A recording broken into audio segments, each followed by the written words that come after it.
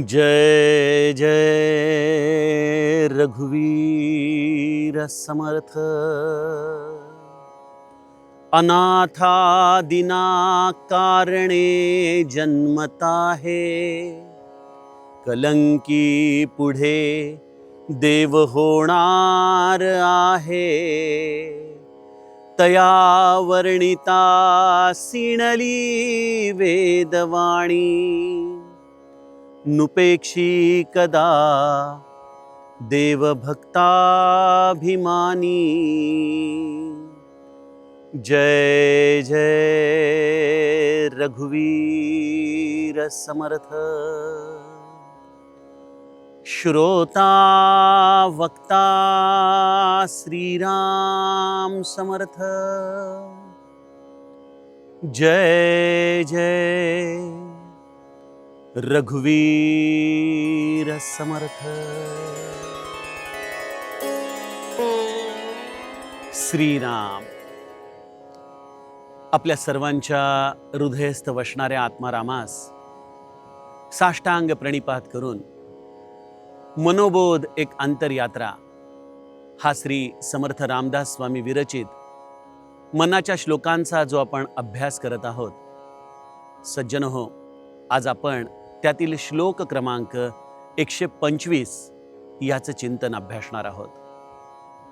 परशुराम भगवंताच्या परम पावन स्पर्शाने ही पुनीत अशी कोकणातली भूमी आणि त्याही अत्यंत परम पवित्र अशा भूमीमध्ये समुद्रकिनारी आज या मनोबोधाचं चिंतन आपण करत आहोत। सज्जनो, भगवंताच्या दशावताराची मालिका आपण अभ्यासत आहोत। भगवंताने आपल्या भक्तांच्या रक्षणासाठी घेतलेली ही वेगवेगळी रूपं आपण गेल्या काही भागांमध्ये अभ्यासली। मत्स्य, कूर्म, वराह आणि तिथपासून नृसिंह, वामन, परशुराम, राम, श्रीकृष्ण, बौद्ध मौनी असा हा 9 अवतारांचा प्रवास आपण बघितला। आणि आज 10वा, अर्थातच भविष्यामध्ये कधीतरी पुढं मागं येणारा भगवंताच्या कल्की अवताराचं महत्त्व समर्थ आम्हाला सांगत आहेत। परंतु या श्लोकाची सुरुवात समर्थांनी या भगवंताच्या अवताराचं प्रयोजन काय आहे हे सांगण्याच्या आधाराने केलेली आहे। काय म्हणतात समर्थ? अनाथा दिना कारणे जन्मता है। भगवंत हा अनाथांसाठी, दीनांसाठी वारंवार अवतार घेत असतो, वारंवार। सज्जनो, या अनाथ शब्दाचा विचार करत असताना ज्या समुद्र किनारी बसून या मनोबोधाचं चिंतन आपण करत आहोत ना, त्या समुद्राची जी अथांगता आहे तीच या भगवंताच्या रूपामध्ये आपल्याला दिसते। बघा, जर उद्या नद्यांच्या प्रवेशाला समुद्राने निर्बंध घातला, मी यांना सामावून घेणार नाही म्हटलं, तर नद्यांचा नाथ कोण राहील? बरं, त्यातही समुद्राने असं ठरवलं की गंगेसारख्या केवळ पवित्र नदीलाच मी स्वीकार करीन, एखादा नाला, एखादा दूषित पाण्याचा प्रवाह मी समुद्रामध्ये घेणार नाही असं म्हटलं तर कदाचित अशा लोकांचा स्वीकार करायला कोणी शिल्लक उरणार नाही। ज्याप्रमाणे समुद्र हा सगळ्यांचा नाथ आहे, सगळ्यांचा स्वीकार करतो, त्याप्रमाणे हा श्रीहरी देखील अनाथा दिना कारणे जन्मता है। सगळ्यांना सामावून घेणारा, सगळ्यांवरती आपल्या कृपेचं छत्र धरणारा, जो भक्त ज्या उत्कट भावनेने ज्या स्थितीमध्ये असेल तिथून त्याचा ज्यांनी धावा केला त्या प्रत्येकाला अभय देणारा असा हा भगवंत समुद्रासारखाच आहे, होय की नाही? आणि आपण बघितलं या दशावताराच्या मालिकेमध्ये 2 अवतार हे भगवंताने दैत्य कुळामध्ये घेतलेले आहेत। त्यातील एक अवतार आपण या प्रल्हादाच्या, महाभक्त प्रल्हाद हा कष्टविला, आणि दुसरा अवतार हा प्रल्हादाच्याच घराण्यामध्ये असलेला बलिराजा, या दोघांसाठी भगवंत या दैत्य कुळाच्या निमित्ताने प्रगटला।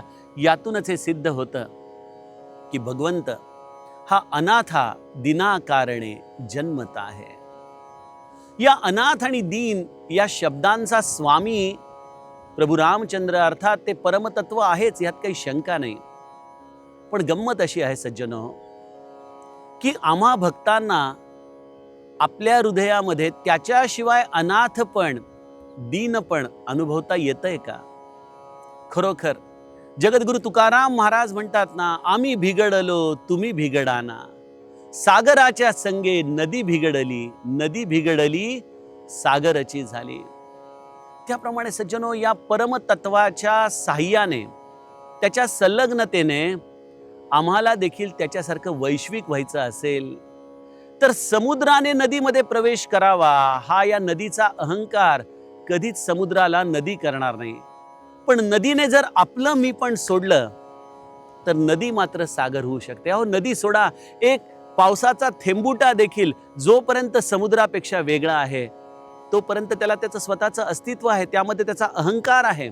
आणि जोपर्यंत अहंकार आहे तोपर्यंत दीनता नाही, तोपर्यंत अनाथपण अनुभवायला येत नाही.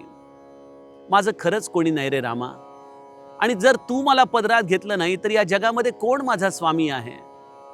या अनाथ भावनेतून हे दीनपण उदयाला येतं.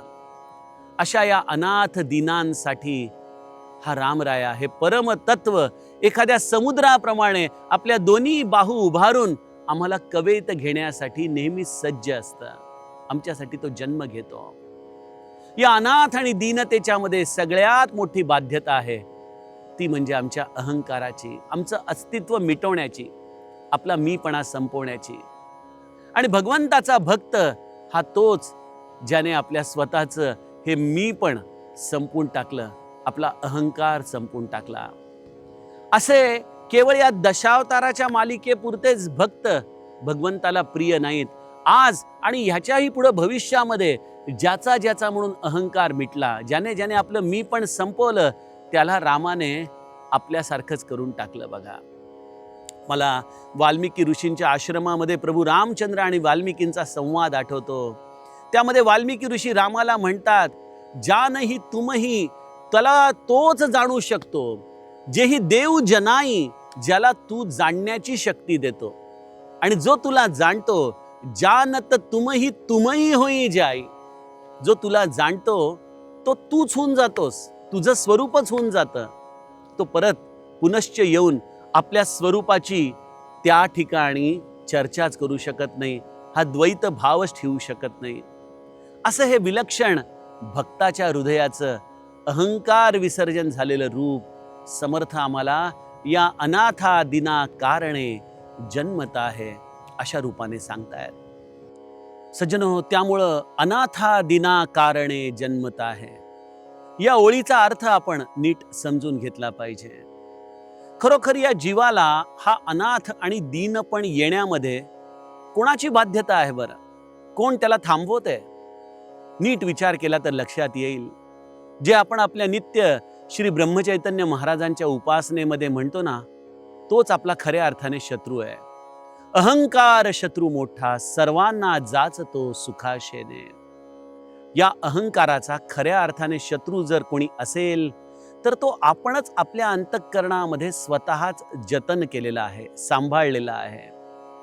या अहंकाराला मारण्यासाठी जो जो काही म्हणून आपण उपाय करायला जातो ना, बऱ्याचदा तोच अपाय होऊन जातो. बघा, आपण बघतो आजच्या काळामध्ये केलेली साधना देखील बऱ्याचदा या अहंकाराची जोपासना करते. समाजामध्ये फिरत असताना अनेक साधक वर्गाला भेटतो आणि त्यावेळेला लक्षात येतं की नकळतपणे मनुष्याला स्वतःच्या साधनेचा अहंकार होऊन जातो. वाचलेल्या ग्रंथाची बौद्धिकता त्याच्या अहंकाराला कित्येकदा खतपाणी घालून जाते. सज्जनो, अहंकाराला विसर्जित करण्याचा एकच मार्ग आहे. नदी स्वतःचं अस्तित्व विसरते तेव्हा सागर होऊ शकते. जीव स्वतःचं जीव पण जेव्हा सोडेल ना, त्याच वेळेला त्याला या समुद्राची अथांगता प्राप्त होईल. आणि हे आपलं अस्तित्व संपवण्यासाठी अनाथपण, दीनपण येणं गरजेचं आहे. हे जीवपण संपवणं म्हणजे तरी नेमकं काय आहे? खरं तर या जीवपण नावाच्या स्थितीला अस्तित्व तरी आहे का हो? आपण श्री महाराजांच्या आरतीमध्ये दररोज म्हणतो ना, मी जीव हा भ्रम द्वैत पसारा. खरं तर जीवाला हे स्वतःचं अस्तित्व त्याने मानणं हाच मुळी भ्रम आहे. कारण की ज्याचं अस्तित्व नाही अशा जीवाने स्वतःचं वेगळेपण या भगवंतापासून मानून ठेवलेलं आहे, स्वतःच त्याच्यापासून अंतर ठेवलेलं आहे. आणि अशा या द्वैत भावनेमुळं हा जीव भगवंताचा अंश असूनही ममैवांशो जीव लोके जीवभूत सनातनः, असा हा भगवंताचा अंश असूनही हा जीव मात्र भगवंतापासून वेगळा होऊन जातो. सज्जनो, अशा या जीवाला जर त्या भगवंताच्या मध्ये विलीन व्हायचं असेल तर एकच काम करायचंय, त्याला आपल्या स्वतःचं जीव या भावनेचं अस्तित्व सोडायचंय. ते अस्तित्व सोडण्यासाठी हा भगवंत जो या अनाथ आणि दीनांसाठी जन्म घेतो, सज्जनो, त्या स्थितीमध्ये आपण जायचंय. आपलं अस्तित्वच जणू काही त्या भगवंताच्या चरणी विसर्जित करायचंय. आणि जसं जसं आमचा अहंकार संपू लागेल तशी तशी या भगवंताची विशालता, त्याची व्यापकता जीवाला अनुभवायला येते. आणि ज्या क्षणी जीव त्याच्याशी संलग्न होतो तिथंच त्याचं जीव पण मिटून जातं, स्वतःचं अस्तित्व संपून जातं. आणि अशा या भगवंताचं आपल्याला तिथं प्रचिती येऊ शकते. समर्थांनी या श्लोकामध्ये पहिल्याच चरणामध्ये जणू काही भक्ताची अवस्था आम्हाला समजावून सांगितली. सज्जनो, असं हे भक्ती आमच्या जीवनामध्ये जशी जशी प्रगटेल तसं तसं हे मी पण आमचं संपू लागेल. सज्जनो, परंतु मनुष्याने या कलियुगात जन्म घेतला. हे यंत्रयुग आहे. इथं देव धर्म या सगळ्या संकल्पना जणू काही मनुष्य आज डबघाईला आणण्याच्या मार्गाने घेऊन निघालेला आहे. प्रत्येकाला वाटतं की मी आणि माझं बुद्धी हेच माझं खऱ्या अर्थाने या जगामध्ये जगण्याची मूलभूत अशी मला दिलेली गरज आहे. हीच माझ्याकडे असलेलं भांडवल आहे. मनुष्य श्रद्धा, विश्वास या संकल्पनांना त्यागत चाललेला आहे. आणि त्यामुळे मनुष्याचा अहंकार वाढत चाललाय. या अहंकाराचा सगळ्यात मोठा शत्रू जर कोणी असेल तर तो अवतार आहे कल्की अवतार. असं म्हणतात की या कलियुगामध्ये जेव्हा पातक हे अत्यंत परमोच्च पातळीवरती जाईल, जेव्हा मनुष्य हा सर्व दृष्टीने स्वतःलाच या ब्रह्मांडाचा नायक समजू लागेल, कोण देव कोण धर्म अशा संकल्पनांमध्ये जाईल, तेव्हा त्याच्या अहंकारावरती घाव घालण्यासाठी प्रत्यक्ष महादेव कल्की रूपामध्ये येणार आहे. या कल्की रूपामध्ये येऊन तो या निधर्मी, ज्यांनी भगवंताच्या अस्तित्वाला तिलांजली दिली आहे, अशा लोकांचा स्वतः निपात करणार आहे. आणि सृष्टीमध्ये या कल्की अवताराच्या पश्चात पुन्हा एकदा सत्ययुगाची निर्मिती व्हायला सुरुवात होणार आहे. तो कधी येणार आहे माहीत नाही. गुगलच्या आधाराने गेलं तर काही म्हणतात कल्की आधीच जन्माला आलेला आहे, काही म्हणतात कल्कीला आता येण्यासाठी अगदी कमी वेळ राहिलेला आहे. आणि आमच्या समर्थांच्या आधाराने जर गेलो तर या कलियुगाला संपायला अजूनही प्रचंड अवकाश बाकी आहे. किती अवकाश? 4,32,000 वर्षाचं हे कलियुग आहे. आणि त्यामध्ये इनमीन आत्ताशी 5-5.5 वर्ष पूर्ण झाली आहेत. म्हणजे कल्की अवतार कधी येणार हे खरोखर अगम्य आहे. हे तर केवळ संत जाणू शकतात. परंतु या कल्कीने शत्रूचा निपात करणं अपेक्षित असेल तर तो शत्रू कोण आहे? तो शत्रू आहे माझा अहंकार. आणि मला वाटतं ज्याने आपला अहंकार मोडला त्याच्यासाठी त्याच्यापुरता कल्कीचा अवतार झालेला आहे. त्याच्यापुरता ते मस्तक अहंकाराने जे निरंतर मान वरती काढत होतं ते या कल्की अवताराने त्याचा शिरच्छेद करून टाकलेला आहे. कलंकी पुढे देव होणार आहे असा तो भगवंत या कल्की अवताराच्या आधाराने प्रत्येकाच्या आयुष्यात त्या त्या टप्प्यावरती येईलच. आणि जेव्हा असं लक्षात येईल की या सृष्टीमध्ये अहंकाराचं थैमान हे थोतांड सगळ्यांनाच त्रास देतंय, त्यावेळेला कदाचित सार्वभौम पातळीवरती या कल्कीचं रूप देखील प्रगट होईल. परंतु असं जरी असलं तरी माझे समर्थ आपल्याला या भगवंताच्या लीला गाताना एक अत्यंत महत्त्वाचं सूत्र देतात. जया वर्णिता सीणली वेदवाणी. भगवंताची ही 10 रूपं, त्याच्या या सुरस कथा. सज्जनो, आमच्या रामायणामध्ये गोस्वामी म्हणतात राम अनंत, हरी अनंत, हरी कथा अनंत. हा हरी अनंत आहे, त्याच्या कथा अनंत आहेत. या अनंत कथा गाता गाता काय होतं? तया वर्णिता सीणली वेदवाणी. इथं वेदवाणी देखील या भगवंताच्या अवताराचं महात्म्य गाऊ शकत नाही, त्याच्या लीला गाऊ शकत नाही. ती देखील थकून जाईल एवढं अनंत या भगवंताचं अवतार कार्य आहे. या भगवंताच्या या सुरस लीला आहेत. आणि या भगवंताने ज्याची आपण सुरुवात समुद्राच्या आधाराने बघितली ना, तो समुद्र जसा आपल्यामध्ये सगळ्यांना सामावून घेतो परंतु किनाऱ्यावरती मात्र प्रत्येकाला शंख, शिंपले, मोती, रत्न हे जणू काही जसं देत असतो ना, मला असं वाटतं की त्याप्रमाणे हा भगवंत देखील स्वतःला त्याला काही नकोय, तो घेतो जन्म, तो केवळ आपल्या भक्तांच्या हितासाठी, तो घेतो जन्म, तो घेतो अवतार, तो केवळ या जगाला कल्याणाचा मार्ग दाखवण्यासाठी. असा हा भगवंत या दशावताराच्या रूपाने या पृथ्वीवरती केवळ प्रासंगिकच आला नाही, तो ह्याच्याही पुढे येत राहणार. तो आत्ताही विद्यमान काळामध्ये नामावताराच्या रूपाने आहेच. आणि ज्याने ज्याने आपला अहंकार मोडला त्याला या दशावतारातल्या कल्कीचं देखील दर्शन ह्याच कलियुगामध्ये होत राहणार. असं हे भगवंताच्या दशावताराचं अत्यंत विलोभनीय दर्शन समर्थ आम्हाला या श्लोकाच्या आधाराने करून देतात. या सगळ्या दशावताराचं मर्म पुन्हा पुन्हा अधोरेखित करावंसं वाटतं की सज्जनहो, जो कोणी या भगवंताचा भक्त होईल, निष्काम भावनेने त्याची भक्ती करेल, ज्याला या भगवंतापासून काहीच नकोय, अशा प्रत्येकासाठी हा भगवंत त्याचा तारणहार होऊन येतो. याचं कारण स्पष्ट आहे की भगवंत हा भक्ताच्या अभिमानाला कधीच खाली पडू देत नाही. भक्ताचं तो निरंतर रक्षण करतो. म्हणून सज्जनहो, समर्थ आम्हाला या दशावताराच्या या शेवटच्या कल्की अवताराचं चरित्र सांगताना हीच महत्वाची गोष्ट सांगतात की तया वर्णिता सीणली वेदवाणी, नुपेक्षी कदा देव भक्ताभिमानी. बघा, आजचा काळ यंत्रयुगाचा आहे, विज्ञान युगाचा आहे. इथं विश्वास, श्रद्धा याची दरिद्रता वाढत जाणार आहे.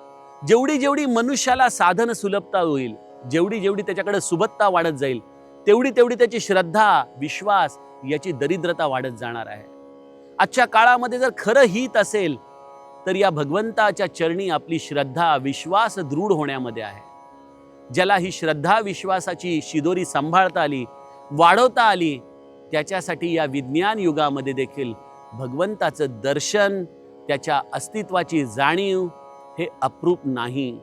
आजही त्याला त्याच्या दर्शनाची असलेली त्याची अभिलाषा भगवंत पूर्ण करू शकतो.